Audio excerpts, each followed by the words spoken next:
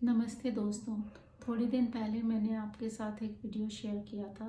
कफ paste जो है, अगर आपकी टेंडेंसी है बॉडी की तो आपको क्या हो सकता है, लेकिन उसको प्रिवेंट कर सकते हैं। एक तो बचपन में जब बच्चे छोटे होते हैं और जब वो खाना शुरू करते हैं तभी से हम उनकी आदतें ऐसे रखें कि उन्हें ज़्यादा ठंडा पानी ना पिलाएं।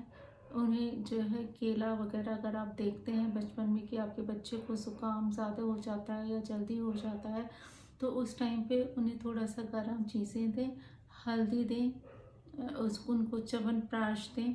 च्यवनप्राश के साथ उन्हें गर्म दूध पिलाएं और उन्हें तुलसी खिलाएं। और साथ में जब भी खाना खिलाएं थोड़ा सा ल्यूक वार्म सा दें।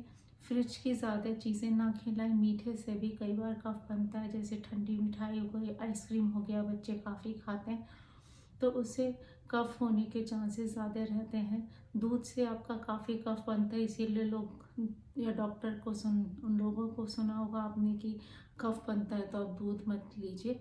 दूध ले लीजिए, लेकिन उसको हल्दी के साथ या गुड़ के साथ। आपने पहले देखा होगा कि पहले के टाइम में लोग गर्म दूध गुड़ के साथ पीते थे, या पहले के टाइम में यही कहा जाता था कि गुड़ दूध पी रहे हैं तो गर्म दूध पिएं।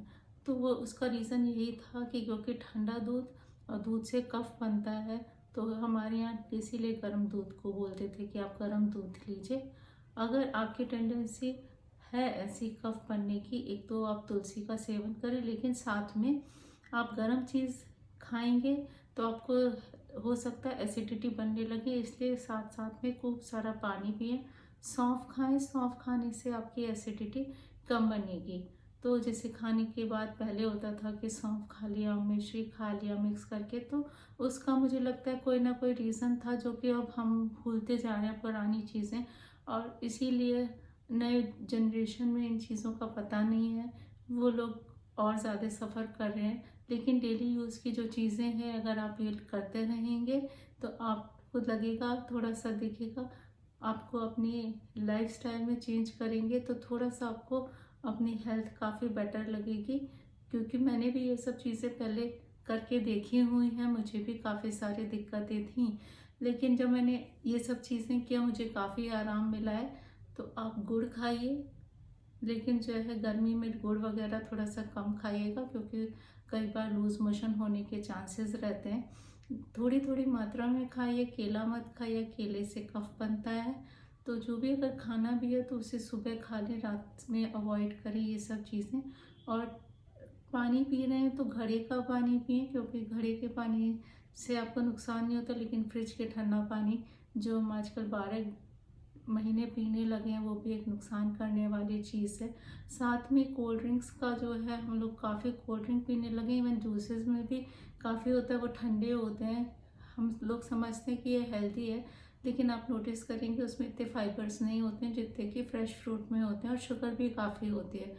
तो इसलिए अगर कोशिश करें, खा रहे हैं तो फ्रेश फ्रूट खाएं। अगर जूस भी पी रहे हैं तो घर में निकाल के आप दे दें तो वो ज़्यादा अच्छा है। आजकल के टाइम में ये सब चीज़ें अपने आप से करना थोड़ा मुश्किल है, क्योंकि इतना टाइम नहीं मिलता है। फिर भी कोशिश करें, क्योंकि हेल्थ इज़ वेल्थ। तो वो सबसे ज़्यादा ज़रूरी है, क्योंकि हेल्थ ठीक नहीं रहती है तो आपका बाकी लाइफ भी सफ़र होता है, वो तो सभी लोग समझते हैं।